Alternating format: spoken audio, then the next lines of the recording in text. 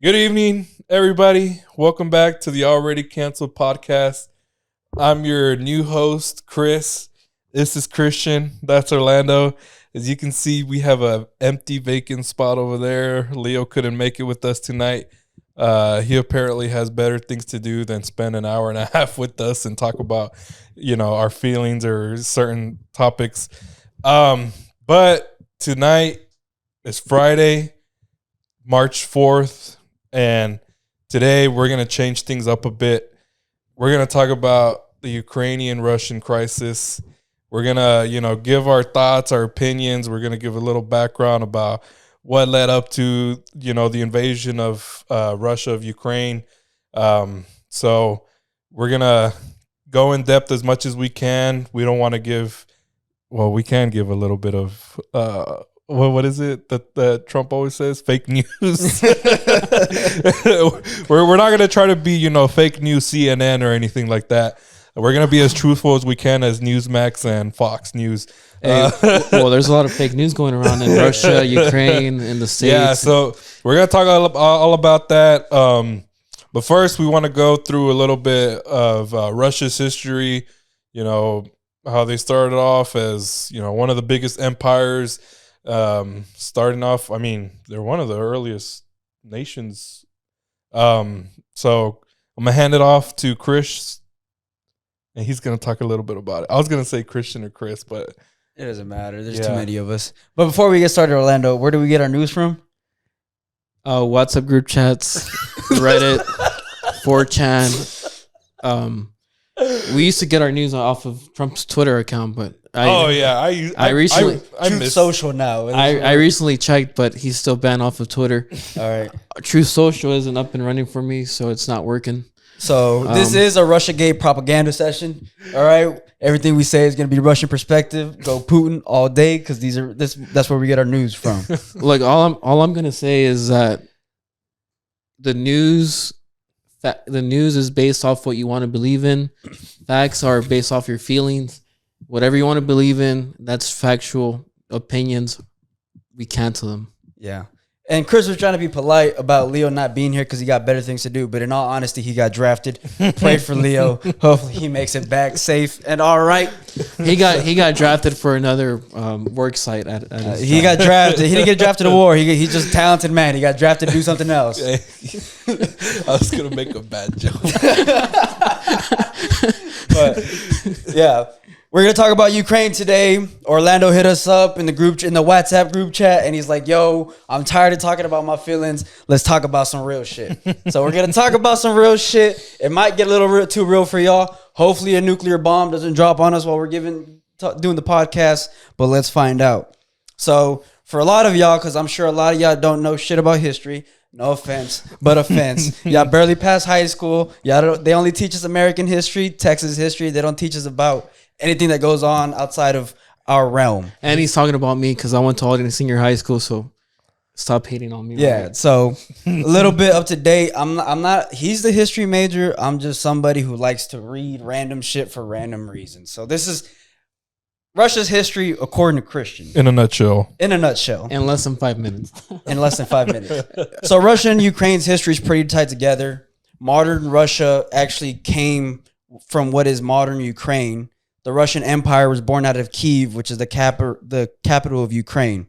So that being said, Ukraine over the years has been part of several different countries and a part of several different peoples: Lithuania, Poland, the USSR, Russia. So they have a lot of mixed history with ties to Europe as well as ties to the East and Russia. So when the Soviet Union formed, before the Soviet Union, Russia had a system of czars, which is kings. And in the early 1900s, there was the Bolshevik Revolution, which is the communist revolution. They overthrew the kings. They came to power. And when this formed, then they brought in Ukraine. So Ukraine became a part of the Soviet Union, one big happy family. We're all fucked. Let's have some fun. That was essentially what the Soviet Union was. Once the Soviet Union collapsed, Ukraine became its own independent country, in parentheses, because at all points they had puppet governments that were sympathetic to Moscow, which is Russia. And in 2014, they had another revolution where they ousted the pro-Russian government and put in a pro-European government because they wanted to become closer aligned to Europe as opposed to Russia. This is the people of Ukraine that ousted. Yes, this was the revolution of 2014. They were tired of being a puppet government, so they said, you know what? The West is more prosperous. The West has a brighter future. Let's move closer towards them instead of being under the thumb of Russia. So just to emphasize a little bit more, just during the 1900s, Russia was way bigger, or so the Soviet Union was way bigger than what it is now. Right. After the Cold War, they lost a lot of the eastern part of Russia. Right. And those all became after World War II. It would be technically the western part of Russia. So like, it's like any other empire. It's imperialism. So you start with the Russian Empire in the 1900s. The Soviet Union forms, and then they start annexing different territories. So kind of like, I guess the closest comparison would be in U.S. history, Manifest Destiny, where we expanded westward and we just started taking, Indian territories, the Mexican-American War, all of that stuff, where we annexed different parts of the continent. In Russia, they did the same thing. The Soviet Union, they expanded, they annexed different people, different countries, and they brought them into the Soviet Union. Well, they lost a good bunch of countries whenever they, I guess a lot of countries officially declared independence from Russia whenever the whole, what was it, after the Soviet Union, after they collapsed in 1991? I think so. Something like that, yeah. So when the Soviet Union collapsed, Russia, being the biggest country within the Soviet Union, became the Russian Federation. And to this day, they still have different republics within the country. So you could think of them like states within the United States. So it's not just Russia. There's different ethnic groups. There's different languages. It's a big fucking country. Well, that is kind of crazy though. Like you said, it's like Russia or the Kremlin, the government that's controlling the whole country. It's kind of crazy how they can unite several types of different people. They have Muslims. They have where's Khabib from? He's from Dagestan. He's from the Caucasus. But I don't know if you want to start right now, but similar to what they're doing with Ukraine now, where they're trying to forcefully implement a puppet government, they've done the same thing with all of their other regions. So for example, in Belarus, in Hungary, in Hungary, I think in Georgia, they try to implement puppet governments where they're sympathetic towards Russia so that they can keep their sphere of influence.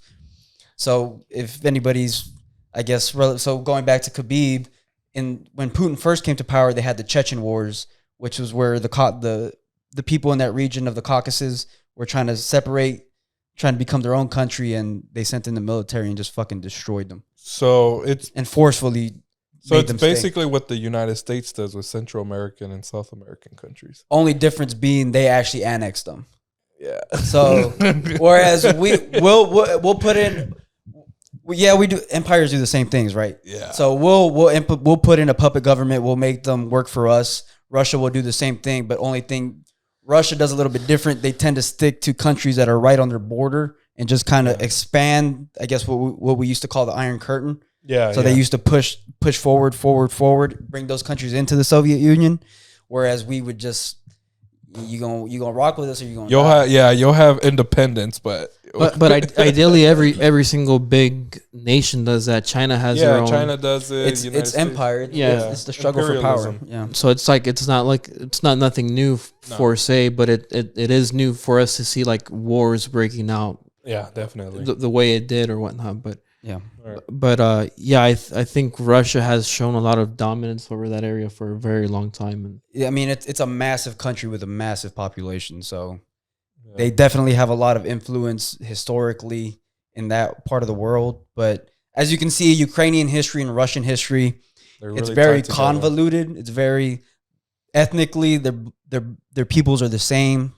They're Slavs. Linguistically, Ukrainian and Russian are pretty similar. A lot of Ukrainian people living in Ukraine speak Russian.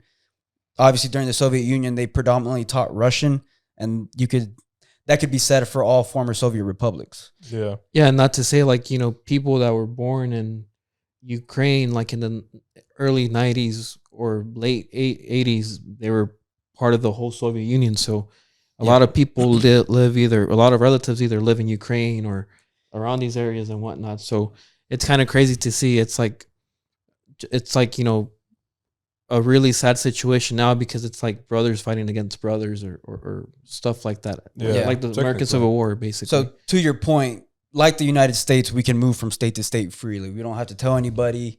We're citizens. If we wanted to move from Texas to a different state, we can. There's no problems. Soviet Union, same It's thing. in our constitution. If people wanted to move from Russia to Ukraine, they could. And a lot of people did. So that's why you have a large Russian population within Ukraine. So it gets muddy. The water's muddy. It's very convoluted.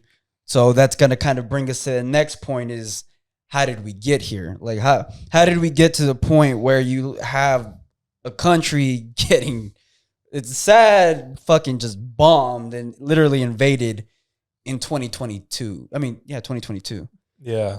So Well, it's just something that we've never seen in our life. Well, we've been the ones invading. yeah. We've been the ones doing the invading. No, I would agree with y'all, but it's like we haven't seen it to where social media presence as high as we are now. Because, for example, back in 2003, social media wasn't a thing. Right. And of course, if you haven't noticed by now, the corporations control what the government corporations, they control what we see in the media. So I'm sure we didn't see all the negative things as far as what. Well, we're starting to see it now. Like all the truths of why we invaded Iran and Iraq. Free Julian Assange. Yeah, so. Yeah, because it's like something else. It's like back in the day during the Soviet Cold War, Soviet versus the U.S., a lot of it was to preserve what knowledge. Knowledge was something that was kept a secret. That's why we were fighting. You know, who could create a nuclear programs first? Who could go to space? So, a lot of these wars have been because of knowledge. But now knowledge is basically or resources too. Knowledge, resources, and but I think knowledge is the biggest one. You know, knowledge was a huge secret. Now that everybody has access to it, it's it's kind of scary at times. All right. So kind of going backpedaling a little bit. The waters are muddied. Ukraine has a revolution in 2014. They take out the puppet government of Russia. They put in a new democratic government, and they want to become closer aligned to the European Union. Russia sees this as a threat because the European Union, obviously, they can provide more arms to Ukraine. And then you get into the issue of once it becomes a part of the European Union, will it become a NATO country, a NATO ally? Not that being a problem because of the pact that NATO countries have, where if one NATO country gets attacked, it's an attack on all NATO countries. So this is all Western European countries, including some former Soviet countries like Latvia, Estonia, Poland, who have already joined NATO, and as well as us, the United States. So Ukraine joins NATO.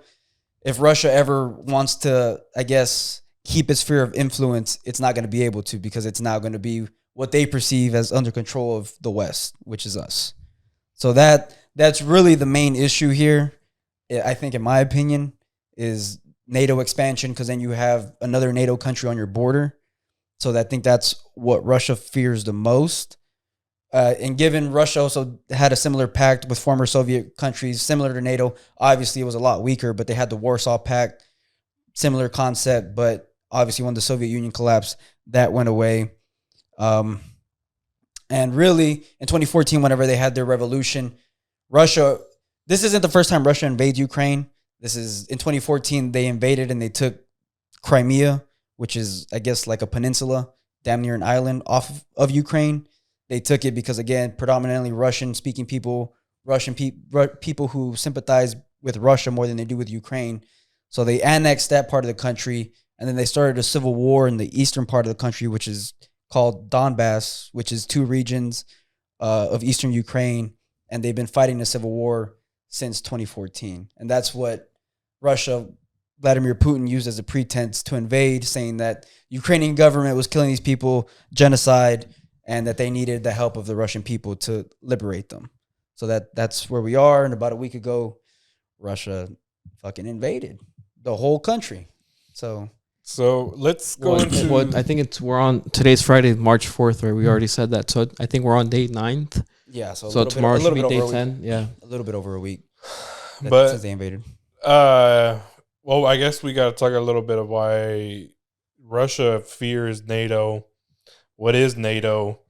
So just a little background. NATO was created after World War II. It was created in response of the Cold War. Just briefly, the Cold War was basically an arms race between the USSR, Soviet Russia, and the United States. As you know, Orlando was mentioning earlier, was a race of knowledge. It was a race of technology, race of arms. Who could build nukes faster? Who could build the biggest nukes? Who could build the biggest nukes? You know, that's where you get espionage. You know, spying on each other's countries, and you know, NATO was just a response of, you know, establishing international law in between, you know, countries to ensure that, you know, if war were to break out, you know, like Christian mentioned, if you attack a NATO country, it's an attack on all NATO countries. And right. It would be harder for a small European country to fend off Russia. So they said, but we're also stronger together than we would be as individual countries. And at the time, it was also like the U.S. was pretty much like the protector of democracy, and USSR, Soviet Union, they were communists. So that was another big reason why I guess it's defending democracy. That's the whole United States interest in forming NATO, I would say as well. And protecting their own financial interests. Yeah, for sure. But I think speaking like in the Russian perspective, I think they were pretty scarred after World War II. Yeah, definitely. Because just the way that Hitler invaded Russia, and for people that don't know, there's basically Russia's divided into several parts, and where Moscow is, that's still considered part of Europe, and then the rest is part of Asia.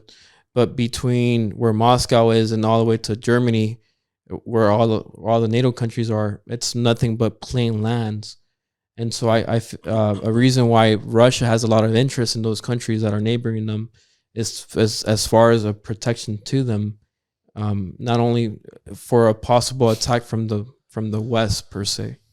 Yeah, no, and that's why generally Russia fears NATO, because as they keep expanding eastward, you know, they're, you know, subject to attack all in the eastern front of their country, or western front of their country. But it's really long, like Christian was saying, convoluted history between the United States and Russia, and it's just right now, luckily, it seems that it's not, you know, the United States versus Russia. Hopefully, we never get to that point. But you're the one directing this. Oh, so no, I was just gonna say, like, I get the point that they're afraid of being, I guess, attacked, but you can't conquer Russia, dude. Hitler tried, Napoleon tried, they all failed. Once that winter hits, that's a tough one. Your soldiers are gonna die. But to speak on a little bit, I think Hitler could have conquered Russia. Just the thing that Russia was fighting multiple wars, or multiple battles. Sorry, and during that time they were fighting the French with the Americans trying to take back France. They were also fighting like the northern part where the English were fighting. Yeah, we were allies in World War II. So which is interesting. Like there's pictures of Churchill, FDR, and Joseph Stalin together. Which a lot of people we always make Russia to be the boogeyman, but we were allies in World War II. So I think it's because of like exactly like the United States intervening in the war. It's why Hitler wasn't able to conquer Russia. Yeah, no, and I mean it's in my opinion we were allies, but we weren't friends. We just had a common goal. Yeah, and then once you get to the 50s and the 60s, you get the Red Scare, you get the fear of communism spreading, and as I was mentioning to Orlando earlier, you know, after World War II, you know, the construction of the United Nations, NATO, you know, the United States was predominantly the superpower and has remained the superpower in the world, you know, up until last 100 years. Yeah, well, not 100 years. since No, World War II. maybe World After War World War One, yeah. Yeah, well, 100 years. 100 years. Yeah, almost 100 years now. Jesus Christ. It's been 100 years. That's crazy. Oh, shit. Yeah, you're right. World War One is in 1918? 1914. 1914, Oh, 1918. God. Yeah, 14 to 18. And so, yeah, it's just, Russia is... It's weird to say that Russia is scared because... It's a Mexican standoff where it's... It has been a Mexican standoff And since it the 60s. has been for fucking over 50 years. Like, Yeah. we're not holding guns to each other. We're holding nukes to each other, which is the scary part. But I guess we could agree that for Russia, NATO is not a good thing. And then for the United States, our allies and part of NATO, it's a good thing for them, right? Everybody has their power interests, so they're going to do what they need to do to conserve their power and their influence, which is what this all centers around is Ukraine. Whose sphere of influences are they going to fall under? And it's crazy because Ukraine was trying to join NATO, correct? If I'm not mistaken. Yeah, but they wouldn't have got accepted, I don't think. Yeah, and then they applied to expedite their European Union. They applied to be a part of the EU. They asked if they could be a part of NATO, but that I don't think they ever formally started that process. I thought they did start, and that's why Russia invaded Crimea. Or Yeah. am I mistaken there? You're catching me off guard here, Orlando. I don't know. I'll take your word for it, though. No, that's what I'm assuming though. But it's kind of crazy too. Like, so is Russia considered? I guess going to the next bullet point, is Russia considered a European country or It's Eurasia. Eurasia? It's Eurasia because 'cause it's part of it. Where most of the people live on the western part of Russia, I guess St. Petersburg, Moscow, that's European, versus the eastern part of the country. It's scarcely populated, and it's over the Asian continent. So why hasn't how would a world be like if Russia were part of NATO or the European Union? We'd be at peace. That's. I don't think they would ever be part of NATO. Because I did hear a comment where Putin asked Bill Clinton at the time, like in the early 2000s, while he was still president, if Russia should, or would Russia ever be able to join NATO, and it was kind of like no, like Russia's good on their own type of deal. So is it a political interest to where let's keep Russia as our enemy, or from the current Russian perspective, EU membership is a no-go because of the people on top. So you have an oligarch, which is a handful of people who control all the enterprise, government control, all of that. If you join the European Union, you can't have that level of corruption. So that's going to hurt their pockets. So it doesn't make sense for the people at the top to want to join the European Union. But because then they have to join the EU's monetary system, they're going to start using the euro, and again, they can't do the same level of corruption where they do now, where they can just launder all their goddamn money out of Russian oil, Russian exports, and keep it for themselves. Well, speaking about corruption, it's kind of funny too because Ukraine we've been involved with the U.S. and Ukraine, whether it was whenever President what's his name, Joe Biden was the vice president at the time, demanding one of the top people, and I think he was the Attorney General of Ukraine to kind of hold off from investigating his son. But I won't get into much of that because there's a recording of it, and I'll probably post a link on YouTube. To where Joe Biden is like, if you don't back off, then we're gonna take aid from you. Yeah. And then of course we had the whole scandal between the new president and Trump, their phone call. You remember that? Zelensky and Trump. Yeah, and that's whenever Trump got impeached, but he didn't get removed from office. Hey Chris, whose America is this? Hey, look, I was gonna make the joke. I was waiting to see when it could fit. Yeah. But because I always make the joke about, well, this is Joe Biden's America. when Trump was president, Russia didn't invade Ukraine, but now that they have under Biden's administration, Right. that's Biden's Earth. for Right. you. Shout out to all the gas prices, the oil prices. So speaking inflation. of Daddy Trump, one of Daddy Trump's favorite people in the whole wide world was actually the Russian president, Vladimir Putin. He always had good praise for Vladimir Putin. When Vladimir Putin invaded, he said, "That's a smart move." I'm not gonna talk about specifically about Trump, but for those of you who don't know who Vladimir Putin is, he's a gangster, legit. So He's ex-KGB. ex-KGB, which would be their intelligence community. He lived in East Germany before the Berlin Wall fell. So he was there when the Berlin Wall fell, and he's quoted as saying that was one of the saddest days in his life. No, but you know what's the crazy part is that Putin had requested for the army to come through, but he was there was a silence. So Yeah, so it's kind of crazy how like Putin wanted to fight and the passionate. in the Soviet Union, whenever there was uprisings, they would send the military. Towards the end, whenever it was which president was it? I forget the order of their presidents. Nikita, no, the I don't know if it was Yeltsin. It probably wasn't because that was before. But the person before Yeltsin, they said nah. It was probably Gorbachev. yeah, it's Gorbachev. It was Gorbachev? Because what was his name? President, the actor. Ronald Reagan. Yeah, President Reagan was like Gorbachev tear down that wall. Yeah. Yeah, you're right. So Gorbachev. We know our history in the already canceled podcast. So Gorbachev basically said, nah, he's not sending in the military. Like, this has run its course, and literally let the Soviet Union collapse before him. That's when all the nations became independent. Going back to Putin, Putin said that was the saddest day of his life. He actually legitimately cried, whereas people in Germany were just happy as hell that their country was reunited and they could be reunited with their family members.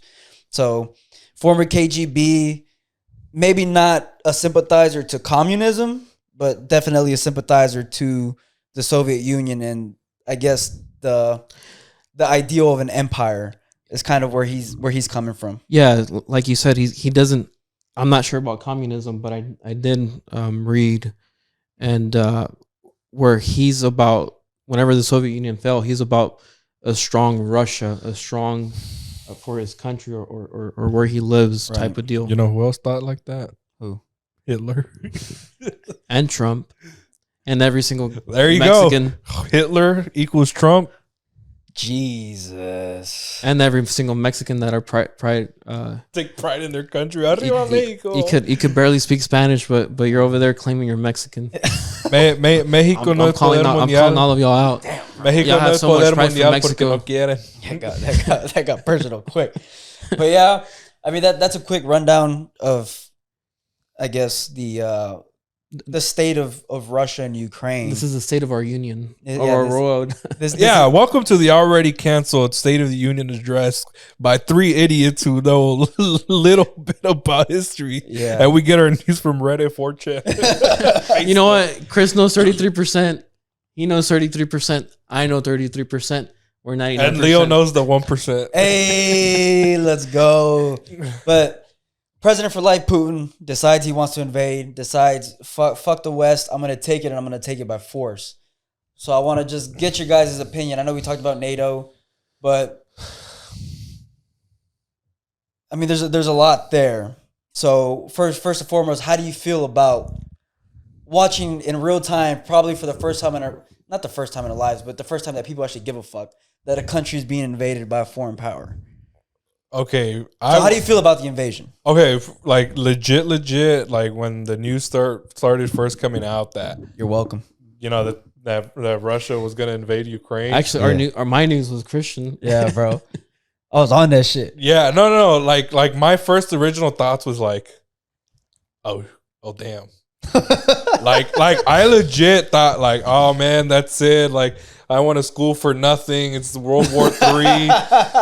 No, but like it's because it was so unprecedented to see. And he's a history major. Is I know, to see a country invade another country, like full force. Like, you know, we're getting, you know, the military, and then you haven't gotten to like a actual like country versus country war. I mean, you've had like proxy wars, and you had proxy wars. you had like small invasions, insurgencies. yeah, you know, stuff like that. But like where it's like, you know, the the army of Russia versus the army of Ukraine. But honestly, I think people only care because it's the information's on social media. Like if you could think about several other wars in the last, I wouldn't say 10 years because social media was already more out there, but before the 2010s, like people didn't care. People wouldn't know like what the extent of what the war is. What war? Like any wars, like like invasions and whatnot, just in general. I mean, in our lifetime, there's been the war in Afghanistan, Iraq, Syria, Libya. But that's what we know. ISIS. No, but yeah, those are like invasions, insurgencies, whatever. But it's never gotten to a level of a country versus a country. Like that's why people cared more. Yeah, but I guess the only one would be us versus Iraq with Saddam. That would be the closest one. Yeah, but like even then, it's like we weren't. It's not a full out ongoing war where we're putting majority of our resources to invade another country. We're probably it's like 1% of our army that went to Afghanistan and Iraq. Yeah, I mean not even 1. Well, 1% might be a little bit, but like it wasn't a significant amount. Is what you're saying. Yeah. No, and well, I guess to touch about how I found out, I think our friend here, Christian, was letting us know what was going on and the money being involved and whatnot. And so I kind of I didn't think much of it. Like I had been hearing that Russia was doing some military practices, but I'm like, they always tease each other. South Korea teases North Korea, North Korea teases South Korea. So I'm like, this is just another tease. I didn't think it was anything was going to happen. But I remember whenever I started seeing the messages about the whole Ukraine getting invaded, it was a Wednesday. I was just getting out of my soccer game. And so I was watching wrestling at the house or whatever. And out of nowhere, I just started seeing like all these links. I started YouTubing myself what was going on. I think I stayed up for a few hours. Yeah. But a lot of people on social media, I think their first reaction was like, oh, we're going to World War III. And I'm like, technically, I don't think so, because if the United States doesn't get involved, then we're kind of good. Because if the U.S. gets involved, then it's nuke versus nuke. Yeah. And so that'll be the scary moment. But I really doubt the United States will get involved. But it's kind of interesting to see that what all these countries are doing, like sanctions, and even what really shocked me the most was that Switzerland got involved, because they usually always stay neutral. They hid majority of the Nazis' gold and paintings and whatnot. And Switzerland's like the bank. Like, you got it, we'll save it. They just we're not. We just turn a blind eye. Money's money. That's Switzerland's mantra. Pretty much. But this time around, it didn't happen like that. So I was kind of shocked to see that. Yeah. And then I was kind of shocked to see what countries are in favor, what countries are against, or what countries are just saying like, hey, I'm not going to vote. It is what it is. I mean, for me, I was on it because I love this shit. Not invasion, but just like geopolitics in general. And obviously it popped up on y'all's news feed a week ago, but in all honesty, we've known about this probably since last November. Yeah, that they started building up troops. You started seeing articles pop up. Then they said, no, it's just military drills. It escalates. Like, the government comes out and starts saying, like, no, they're going to invade. Which, like Orlando, I'm a bit of a skeptic. Fake news. I was like, I don't see it happening. They don't really have a legitimate reason to do it. There would be other easier ways to get your sphere of influence back. But I'm at the gym. It's Wednesday. I'm working out. Something pops up on my news feed. Says Russian paratroopers dropping Kyiv. I said, holy shit. They dropped fucking paratroopers and they started dropping bombs. So I lit up the group chat. I told everybody, I was like, I'm scared. Yeah. I'm not going to lie. I was scared too. I didn't know about World War III because I know they're not a NATO country. But nonetheless, you don't know to what extent it's going to escalate. I mean, we still don't know. There's a lot of uncertainty. Yeah. I think we're on we're probably in day 10 because they're ahead of us. Yeah. But yeah, so we don't know. It's sunrise over there right now. So this should be getting released. This should be released on Tuesday. So we hope. Hopefully we make it to then. Hey, I mean, hopefully they make it till then too. Yeah. But something that both of y'all touched on. So the invasion happens. all of the Western world is outraged. We start sanctioning them, start sanctioning oligarchs. They can't move their money around. We're freezing assets. They can't trade internationally. Certain banks get taken off of SWIFT. So what do y'all think? Do y'all think that we're doing enough? Do y'all think we shouldn't have got involved at all? Or do y'all think we're not doing enough and we need to step it up? So what are y'all's opinions? I'll go first with this. I think since after World War II, the United States has become the protector of the world, internationally involved. And I think I've always kind of been against of that, in the sense like, why should the United States be the protector of the world? Why should we suffer the consequences or whatnot? Money. But then money, yep. Empire, baby. You got to protect it. And so once you get older, you kind of you start to realize what the real motives are. And in my personal perspective, I don't think we should get involved, because it's like, I think the first people that should get involved is the European countries, if anything. Yeah, but then NATO. Yeah. So we get dragged with them. So exactly. It's not an individual person that makes that decision. It has to be a collective decision. Of course. So I think that's how it should work. Then again, it's like, should Ukraine just give up? Like, is it worth all of these people dying, like civilians and all that? And what's going to happen to Russia after everything, kind of, I guess, what do you say, after everything goes down and everything settles? The dust settles. Should Russia face war crimes or whatnot? So I guess there's a lot of uncertainties, and it's like, everybody's pulling out of Russia right now. Like, all these bigger companies, majority of them they've stopped supporting either their technology or their products are no longer being sold. So of course more can always be done, but I don't think we should get involved in war. My prayers are always out to both the Russian people and the Ukrainian people, because it's like, whenever you go to war, I'm sure people don't want to go to war. You just go to war because you're told to go. Well, quick side note, Russia doesn't have a volunteer army. They have a conscript army. So every male in the country is required to do military service. So what they did is, all these guys are conscripts. They signed up for the army. They didn't tell them that they were going to invade Ukraine. They told them, you're going to go for military exercises. This is according to Russians that have been captured, according to a translation. So it might be false, might just be propaganda. I don't know. Our news sources are factual. That's all we have to say. But basically, they lied to them. They told them, no, you're just going to go to the front. You're going to do training exercises. And then they had them obviously move into Ukraine. And some of them didn't even know that they started invading.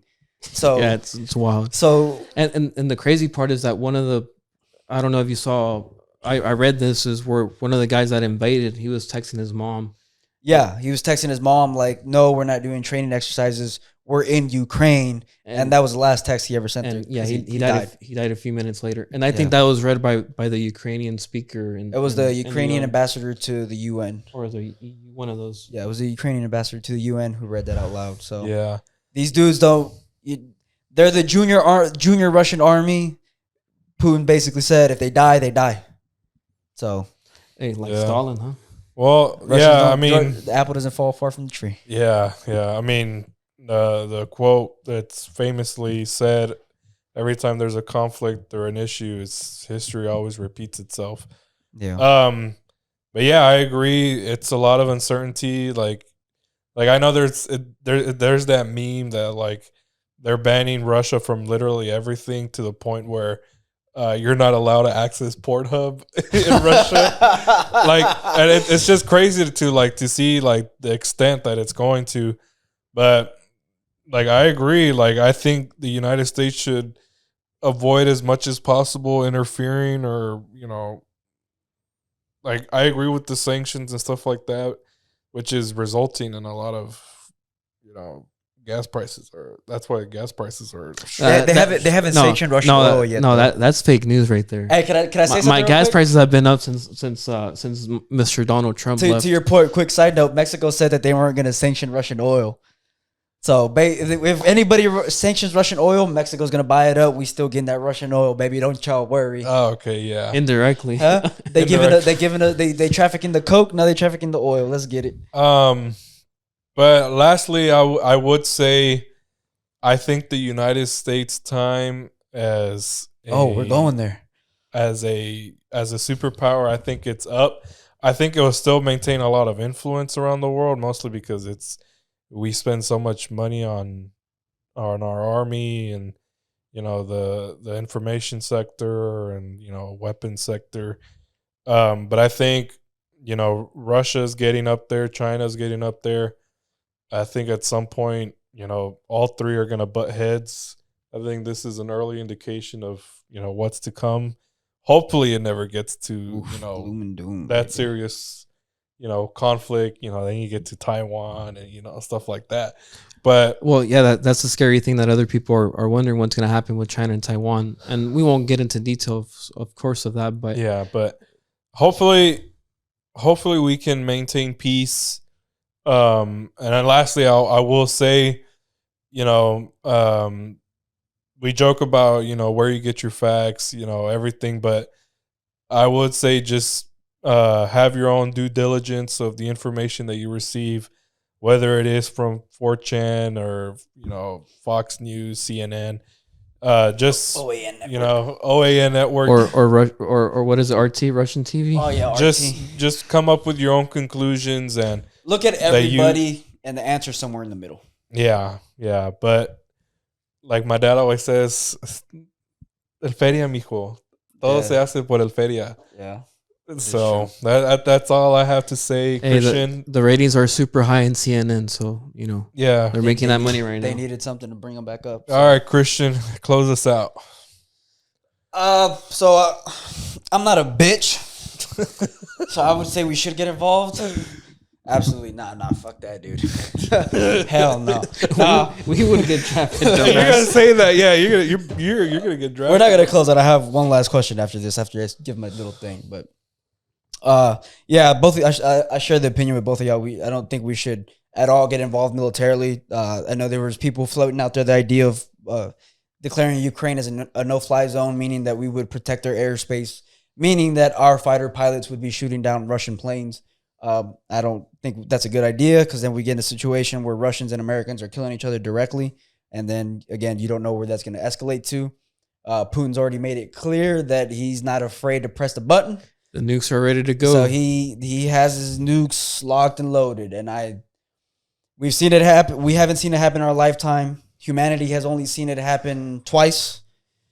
And hopefully we can avoid that altogether. I don't think anybody wants... I like being alive. Like war is one thing. Nuclear war is we're all fucked. Like that's a completely different thing. But if anything, I mean, just give them arms. That's really all we can do. Hopefully that we can just traffic them in there nonchalantly. Nobody knows. Give them weapons. Shout out to CIA. Let's do something about it. But as far as actually getting involved, hell no. But I actually share your same opinion. I think this is an indication of things that are to come. I do think that as I know people don't like to think of the United States as an empire, but we are, and we clearly are. I think as an empire, we're on the decline. Just internal issues, financial issues, and then now I'll be the first one to say it. The United States is gonna end up falling to socialism. One day or another. We'll break apart before the whole country falls. You can't put it. Yeah. No, I'll say it. I don't care if y'all cancel me or whatnot. All of y'all, let me just stay quiet. We'll become the Republic of Texas, bro. Don't worry about it. But yeah, I love America though. Yeah, I think we're on the decline. And then to your point, I don't think China's gonna pull anything militarily. I think China's strategy is more to just outgrow us economically and I know. They're playing chess. We're playing checkers. I know that's the common saying. Like they're always planning ahead, whereas they think in decades. We think in election cycles. So they're able to make long-term plans and plan way far ahead, further than we are. And Russia, I don't think Russia's necessarily a power. I think Russia's also on the decline. I think China's probably clearly the one that's ascending, and I think Russia's just doing whatever it can to protect what it views its. So I don't think they're on the incline. I just think this was a move of desperation to keep them relevant and keep their sphere of influence. But scary shit, man. I hope we never get to the day where we start seeing nukes bomb, or before we get to nukes bomb, I hope we never get to see the day where power grids start going down, because that's... Or internet. power grids, internet, because cyber warfare will precede any nuclear warfare. So it's scary shit. But Yeah. I don't think we should get involved. Just the Russians are fucked either way. They're sanctioned to death. Hopefully, it doesn't make them become even more outlandish and more desperate. But they're gonna have a hard time taking Ukraine, man. That's what happened to Germany. We all those reparations and all that stuff. yeah. Well, I think that's all the time we have for tonight. I want to thank you for joining us in this conversation. We know it's a little bit serious, but we're hoping for peace. Well, that's it from me. That's it from Christian. That's it from Orlando. Don't forget to like and subscribe. Vote for us for the United Nations to become ambassadors for the United States. Well, one more thing. If you like this type of conversations, let us know in the comments. Well, I think we've kind of enjoyed it. So Yeah. hopefully we could do more in the future. Yeah, we're trying to balance out, real life topics, in our lives and current events. So, let us know what you think about this whole deal. Until next time, we'll see you. Bye.